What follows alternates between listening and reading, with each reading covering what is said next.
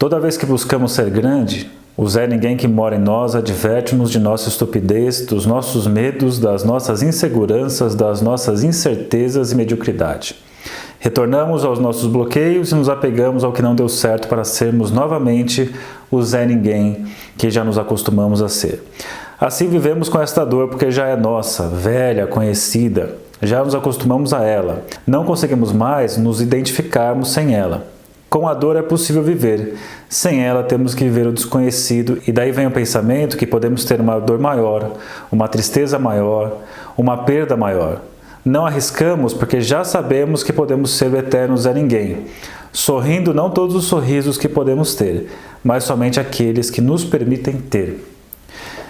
Esse é um pequeno trecho do livro Escute Zé Ninguém, do Wilhelm Reich, para inaugurar a segunda fase do nosso curso Teorias da Personalidade em Freud, Reich e Jung. Essa é a aula número 9 e teremos a introdução ao pensamento e à clínica de Reich.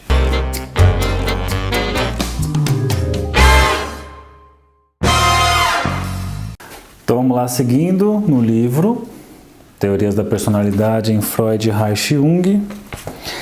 Estamos no capítulo 10. Vou pegar o 10 e o 11, uma parte do 11. E você pode então seguir pelo PDF que você tem aí. Se você não tem o PDF, você pode pegar lá no grupo do Telegram, Saulo Durso Ferreira Psi. Você entra lá e tem os PDFs, tem uns resumos que eu mando para vocês, para ajudar nos estudos. Mas se não quiser o PDF, é só seguir, porque a aula eu vou... Normalmente eu leio aqui uns trechos e fica claro, tá? Então, nesse capítulo 10, chama Reich, um homem e uma obra. Então começa fazendo aqui uma localização histórica, um pouco onde ele nasceu, um pouco da história dele. E eu acho muito curioso que eu tenho a seguinte ideia, né? Que não é minha, né? Eu já escutei isso de outras pessoas, mas eu carrego a ideia de que a teoria é a confissão pessoal do autor. Então, tudo que a pessoa escreve como teoria, como abordagem, ou teoria filosófica, teoria psicanalítica, teoria psicológica, tem alguma coisa a ver com o seu sintoma pessoal. Aí eu digo assim que a teoria é a confissão do autor, né?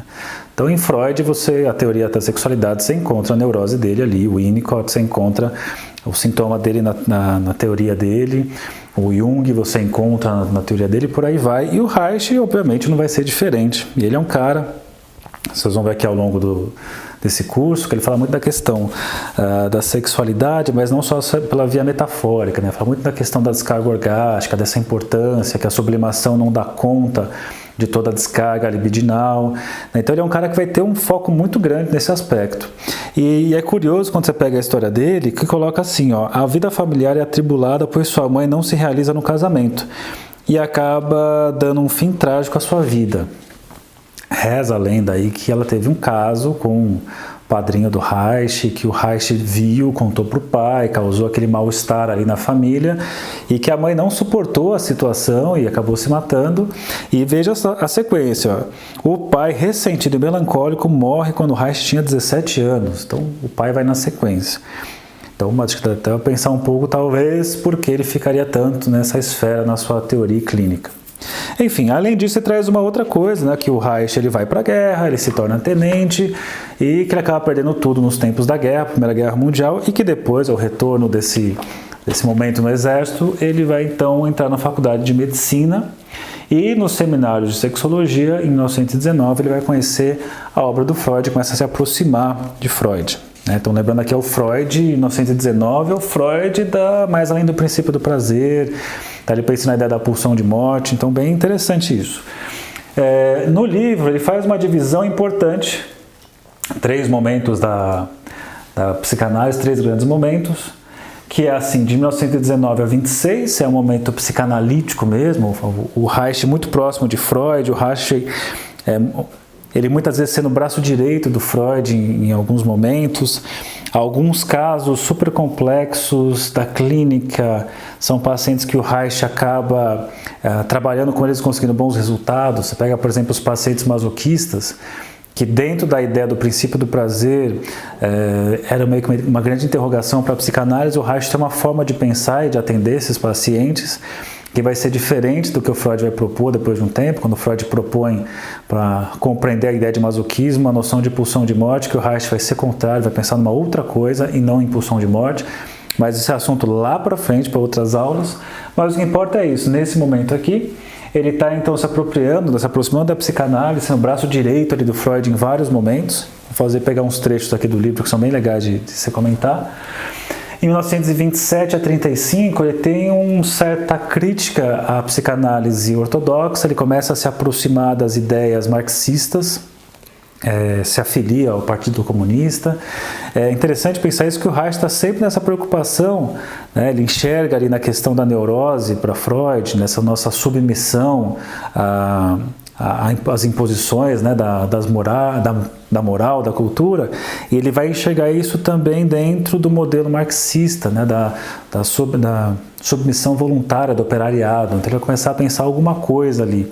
Tanto é que operariado e psicanálise vai aparecer muito na obra do Reich, nesse momento pelo menos aqui, né, vai se ater, vai se dedicar muito à questão da miséria sexual do operariado, mas eu falo isso daqui a pouco. E aí vem um terceiro momento na história, de 36 a 57, quando ele começa a abandonar a psicanálise. Na verdade, assim, ele está lá envolvido com a psicanálise e marxismo, desagradando psicanalistas ortodoxos, desagradando o Partido Comunista, porque vê um cara assim, que ele começa a montar suas clínicas, isso tem uma procura muito grande, é um cara que movimenta muitas massas e ficam preocupados com ele. Não é bom visto nem de um lado nem do outro e acaba meio que sendo retirado desses dois lugares. E é o momento que ele vai encontrar refúgio nos Estados Unidos.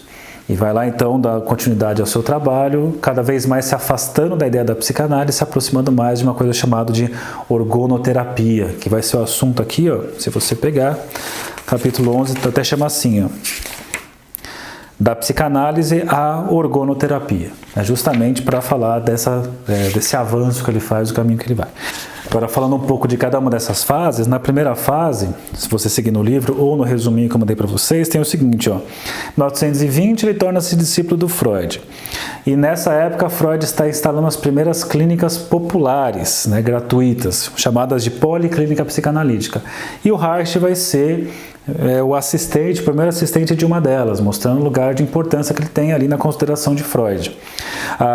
O Reich, como eu falei para vocês, que depois vai se aproximar da ideia marxista, ele traz a questão do operariado, e o grande interesse dele, até no livro está assim, interesse pela miséria sexual do operário. Veja como isso nos lembra a história dele lá do passado, né? A miséria sexual. O que é a miséria sexual? Miséria sexual, a gente pode pensar do operariado, as condições de trabalho exaustivas, muito tempo de trabalho, trabalho pesado, o que sobraria das pessoas ao final do trabalho para poder então conseguir se dedicar à sua vida sexual, à sua vida erótica, mas também traz um ponto no texto que é um momento de proibição de aborto, é um momento de proibição de métodos contraceptivos, então tinha uma preocupação de não poder reproduzir, de não poder gerar novos filhos. Então tinha uma preocupação, além de você já ter uma jornada de trabalho extremamente exaustiva, tinha essa preocupação do cuidado que deveria tomar para não procriar. Aí o Reich vai entender que esse cenário meio que piorava a condição dos operários, eles adoeciam por conta disso. Aí na sequência, aqui ele percebeu a relação entre a ansiedade ligada ao risco de procriação e a etiologia das neuroses. Então, essa questão da miséria do operariado vai começar a enxergar esses operários que apresentavam sintomas neuróticos, mas ele não vai pensar exatamente na neurose só como aquilo lá da infância que aconteceu, por isso a pessoa é neurótica. E sim, ele vai ficar pensando que essa situação atual levaria a um estado neurótico. Então, olha que interessante o ponto de vista dele, um ponto de vista no atual e não só no passado. A partir disso, ele vai esboçar duas ideias. Primeira, a ideia da potência orgástica. Um assunto que a gente vai falar bastante aqui nesse curso. E a segunda parte, a couraça caracterológica. Então, a potência orgástica vai ter a ver com uma energia libidinal. Em Reich, libido não é uma energia metafórica, é uma energia sexual, é uma energia que, por exemplo, você consegue, numa situação de orgasmo, sentir aquela sensação de formigamento, partes do corpo, tem a ver com essa energia se dissipando, né? Então, ele vai ter essa ideia que nós, assim como qualquer organismo vivo, temos uma capacidade energética que precisa ser descarregada, um potencial energético, vai começar a raciocinar por aí, assim que vai pensar a ideia de couraça caracterológica. A couraça tem a ver, né, couraça, até você pode pensar aí na tartaruga, por exemplo, vai pensar em certas armaduras que temos que nos inibem, que nos proíbem de determinados atos, de determinados comportamentos. Então, por exemplo, quando você pega uma ideia de couraça caracterológica, vai levar para a clínica, você está escutando ali na dificuldade da pessoa falar, mas não só isso, você vai entender que essa dificuldade não é simplesmente a pessoa não livre associa. Ela tem ali encouraçamentos, tem armaduras que impossibilitam certas comunicações, certos comportamentos e até certos tipos de pensamentos. A coisa é tão encouraçada que é impossível a pessoa pensar sobre aquilo ali, né? Também o processo da análise enxergar tanto essa questão do encouraçamento que vai comprometer diretamente a capacidade orgástica. Então são dois conceitos chaves, duas ideias chaves que a gente vai trabalhar bastante aqui nesse curso. Bom, essas duas ideias vão originar dois livros importantíssimos, que é A Função do Orgasmo e o Análise do Caráter. Então, nesse curso aqui, muito do que eu falo, grandíssima parte do que eu falo, tem a ver com esse Reich mais inicial aqui, desses textos chamado A Análise do Caráter. É longe de querer fazer um estudo profundo de Reich, é um estudo introdutório para apresentar algumas ideias para vocês poderem começar a seguir, mas o grande livro base desse curso é A Análise do Caráter. E depois aqui, mesmo Reich ser olhado com maus olhos pelos ortodoxos da psicanálise, ele vai assumir como subdiretor da Policlínica Psicanalítica de 1928 a 1930. É interessante isso, porque o Freud ele tem lá um certo desconforto, mas também um interesse pela vivacidade, pela empolgação do Reich, por aquilo de querer levar a psicanálise não só para ficar dentro do consultório, fazer uma coisa popular, as clínicas populares, por exemplo, né? E aí aqui você tem, em 1927, quando começa a crítica à psicanálise, a segunda fase, é o momento que o Reich se inscreve no Partido Comunista, a hora que vai tentar aproximar a psicanálise e o marxismo, e aí de fato dá origem aí à segunda fase, quando ele abre, olha que legal, a Associação Socialista para Investigação e Ajuda Sexual. E aí em 1929 ele vai montar 6 centros de higiene sexual, e nesses centros eu tenho 4 psicanalistas, 3 obstetras e um advogado que tinham como meta a legalização do aborto, trabalhar possibilitando que as pessoas pudessem se divorciar.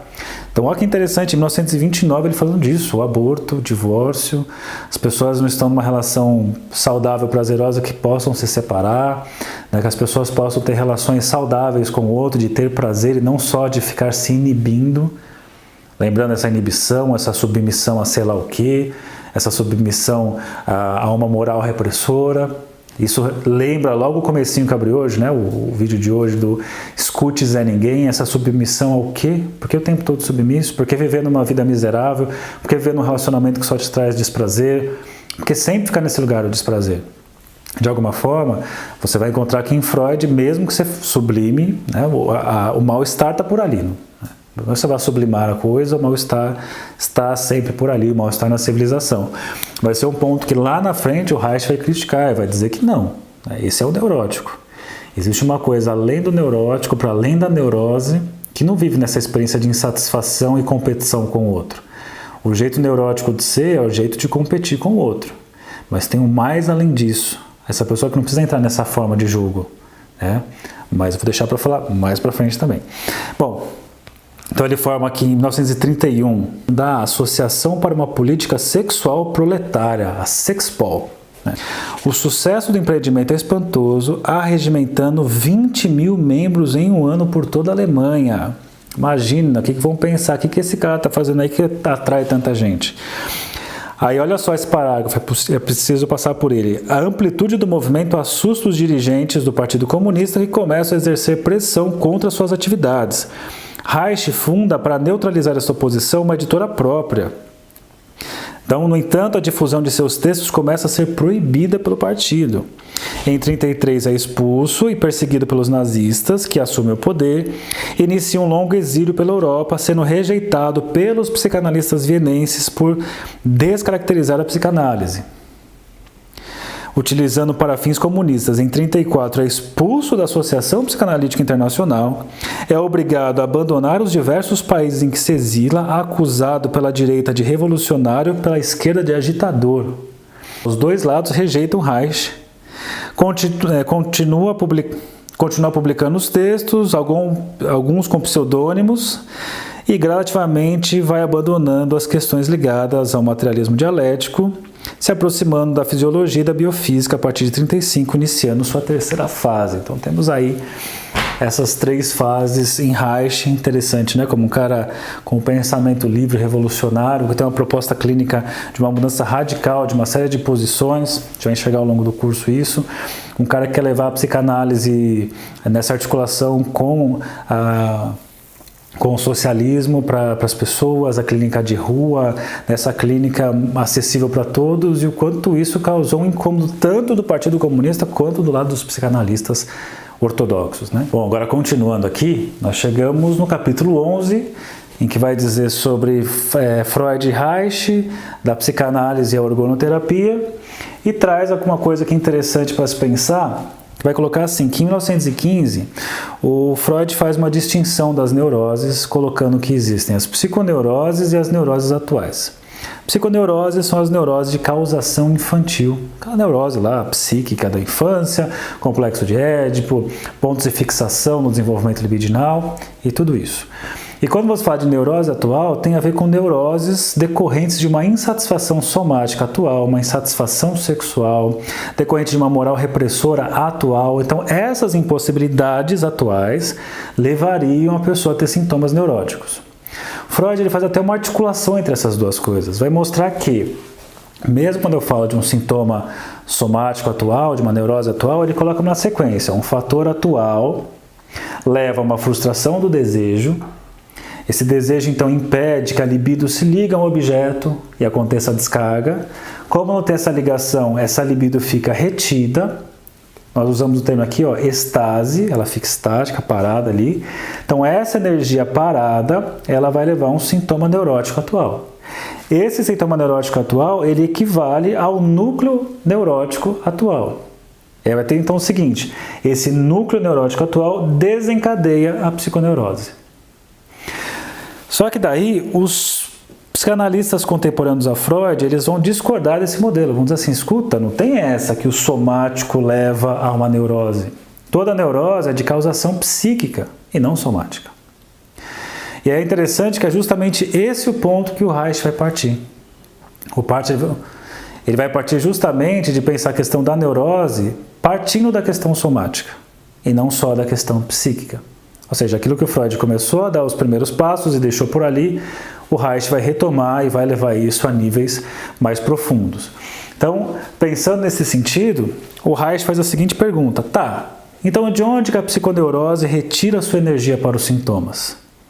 Já que toda neurose tem a ver com a causação psíquica, mas de onde vem essa energia? Essa energia libidinal, de onde vem isso? Aí para explicar isso ele responde, a intensidade de uma ideia psíquica depende do grau de excitação somática a que se acha conectada. Pega no livro aí, ele coloca assim no livro, dedica-se à análise de seus 2 casos clínicos com esta questão em mente. Chegando a alguns dados substanciais. Descobre que a intensidade de uma ideia psíquica depende do grau de excitação somática a que se acha conectada a ela. Ponto que eu trouxe para vocês. Ou seja, indivíduos com baixa excitação sexual têm dificuldades maior em fazer aparecer em suas mentes uma ideia sexual. As fantasias evocadas surgem sem colorido ou intensidade. Então, se tem essas pessoas, tem essa dificuldade, tem lá uma baixa excitação sexual, não consegue criar fantasias, evocar fantasias coloridas, é muito pobre isso. E coloca, indivíduos que sejam com alto nível de excitação sexual evocam facilmente ideias sexuais vívidas e intensas. Só pensar você que tem essa coisa mais vívida e intensa dessa excitação sexual, quando você fica muito tempo sem poder fazer essa descarga, e tudo que você olha começa a ser erótico, né? Até aquela pessoa do seu trabalho que você nunca deu bola, você começa a olhar assim, opa! Ou aquela pessoa ali que você nunca nem tchuns, opa! É aquela ideia que você diz assim, que o melhor tempero que existe é a fome. Então, quando você está com fome, você começa então a enxergar um monte de coisas, porque você tem essa excitação sexual muito forte em você e você consegue facilmente associar um objeto. Agora, uma ideia, um objeto. Agora ele fala, mas tem pessoas que não têm isso, e mesmo na situação que deveria ter essa capacidade criativa, excitativa, isso não acontece.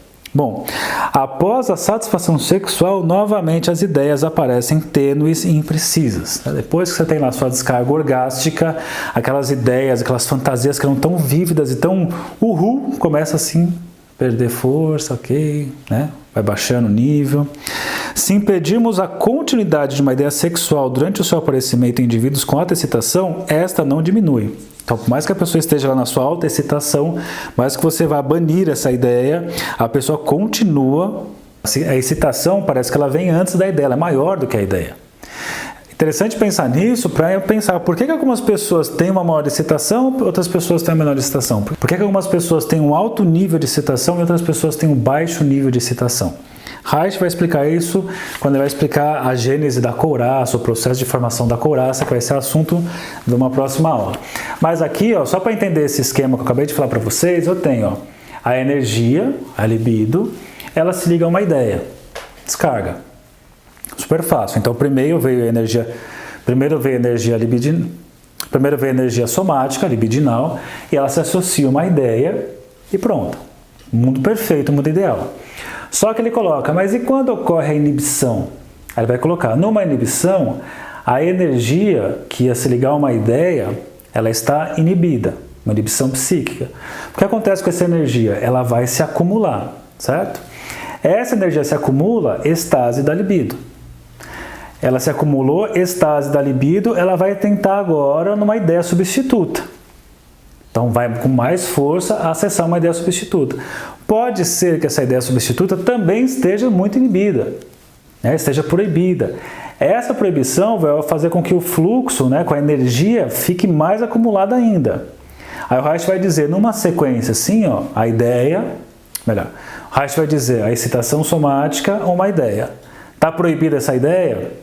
Então isso vai ser inibido, vai se acumular, êxtase, mais energia. Com mais força numa próxima ideia, vai numa ideia. Está inibida, vai ser então rejeitada, se acumula mais numa outra ideia. E vai nesse processo de zigue-zague descendo, até que uma hora vai reacender ideias infantis substitutas. Por que isso é sensacional de se pensar em termos clínicos? Porque às vezes tem uma crítica assim, a psicanálise sempre vai para a infância, que é um erro. Você usa como recurso passar pela infância, claro, mas você está fazendo uma questão também de presente e de futuro, mas esse é assunto de outros momentos. Mas você pode pensar o seguinte, ó, não é que sempre tem que voltar aqui, é que chegou aqui porque aqui está inibido.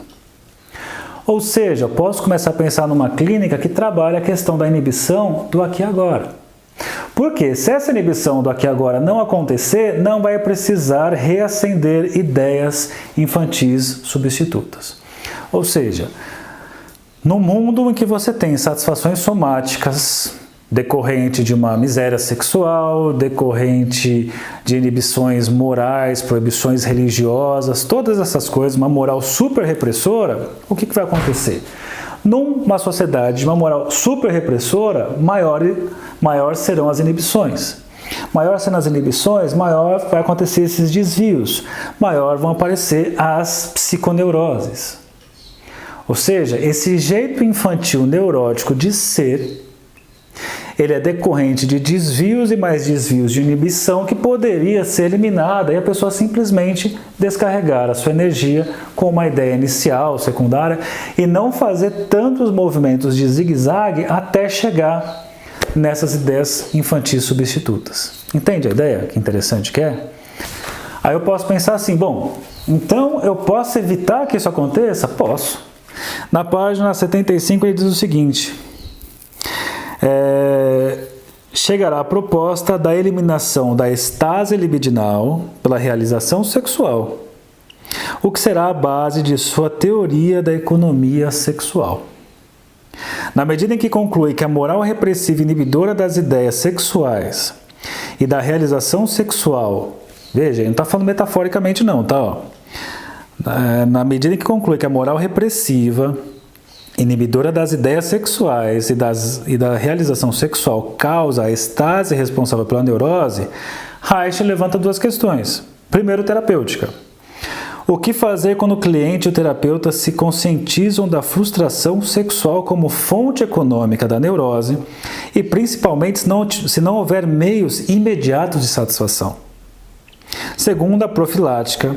O que fazer para eliminar a causa das neuroses na sociedade? Vou deixar aí aberto essas duas questões, é só para começar a entrar na ideia aqui. Esse é o raciocínio inicial para pensar no Reich. Dê uma olhada no texto, tem muita coisa ainda pela frente. Na semana que vem nós continuamos com nossos estudos e até a próxima.